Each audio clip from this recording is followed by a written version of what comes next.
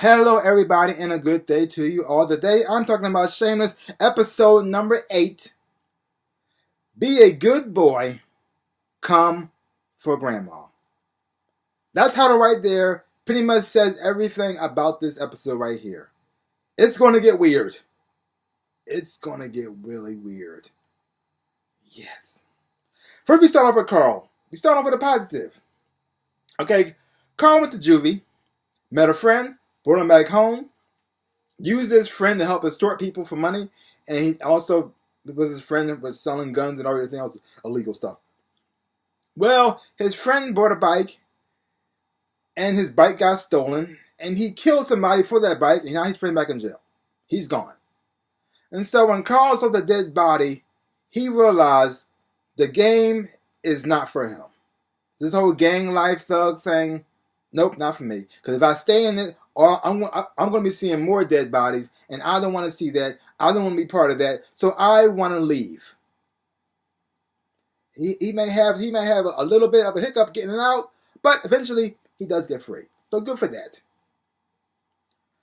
Now, before he gets out, though, he wants to leave. He tells his father, Frank, that because Frank is a loser, a bum, an alcoholic, a drug addict, who doesn't want to work, and he has been sponging off of Carl for money. And when Carl tells him he has no more money and he's going to leave the gang life, he does what every good father should do. He tells his son he's disappointed in him because he doesn't want to be the earner anymore. Because he wants to quit. Instead of encouraging his son to get out the gang life, to get his life on the right path, he tries to punish him for doing this. You know, every time Frank does something wrong, you keep thinking to yourself, he can't be that bad. He can't be that bad. And then he does something even worse to prove he's a terrible father. How does this man have so many children? Anywho, yeah, you got that. So, since Carl's not going to do it anymore, Frank decides, you know what?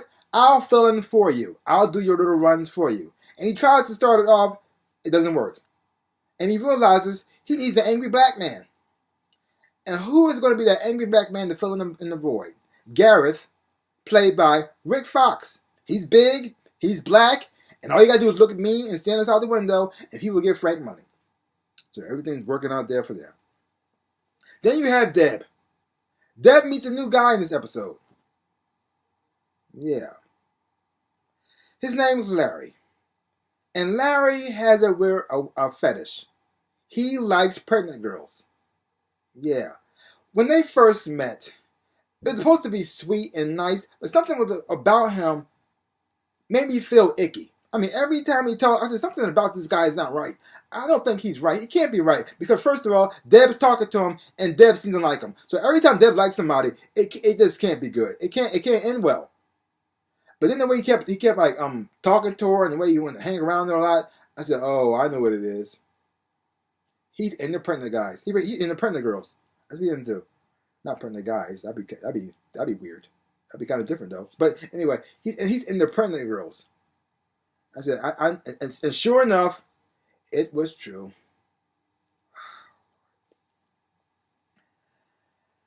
And then you have Ian. Ian's episode here. He's hanging. He's getting closer to Caleb, his new boyfriend, and now he meets Caleb's friends, and they like Ian. They have a little rocky start at first, but Ian wins them over, and everything's good. And while while these two are getting closer together, they also reveal secrets about each other. We found out that Caleb, has HIV. And Caleb finds out that Ian is bipolar. So in a way, they were kind of made for each other. One has a physical illness, and the other one has a mental illness. They complete each other. I hope they work out. And then you have Lip.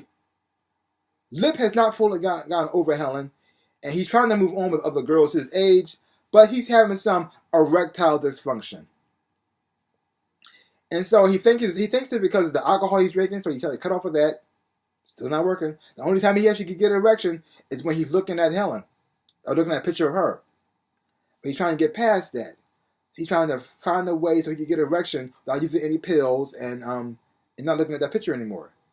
And he gets some help from an unlikely source, Queenie. Queen is the new girlfriend for Frank. In a way, she's almost like Lip's grandma, but not quite, but almost in a way, sort of. Yeah. And Queenie's into all the a lot of new age stuff, and she's talking to Lip, and she says, "I can help you out by massaging your foot and touching certain pressure points in your foot to unlock certain things in you to help you get over it. I guess you could say, feel better about yourself. I guess you say, yeah." And so she's talking to him, and she sees that he's having some sexual problems through his feet.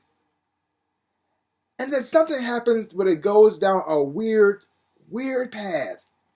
Now, she touches Lip's foot in a certain way that he actually gets an erection. I said, fine, that was a little weird. Okay, I guess it's going to stop here. No. She keeps touching it, and she keeps rubbing it until he ejaculates. He comes. Yeah. Just like the title said, come for grandma? Well, that's what happens. It was the most weirdest, and the most awkwardest scene I've ever seen in my life. It was freaking me out.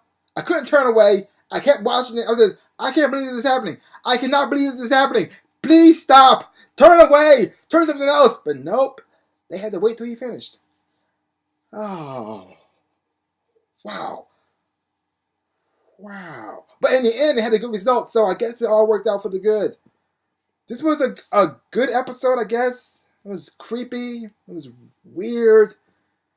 Oh. Had a lot of emotions. I felt sorry for Carl in the episode for the first time ever. I'm happy for him that he's finally getting out of the gang life. I'm happy for Ian. He looks like he's getting his life back on track after this whole dealing with his bipolar thing. So, in a way, it has some good, it has some bad, it has some weird. Yeah. But what can you do? This is the Gallagher world. It can't be shameless if it doesn't get weird. It's just how it has to be. So leave your comments down below. Let me know what you thought about the episode of Shameless. How did it make you feel? Did it freak you out too? Or make you feel all weird and looking or whatever? Leave your comments down below. Well, that's all I got to say about that. So give my channel a big old like, hit the thumbs up, boom, and subscribe to my channel and share. I really would appreciate it. So like I always say in my dreams and in my life, I am the Ninja Rabbit. A peace out, a peoples.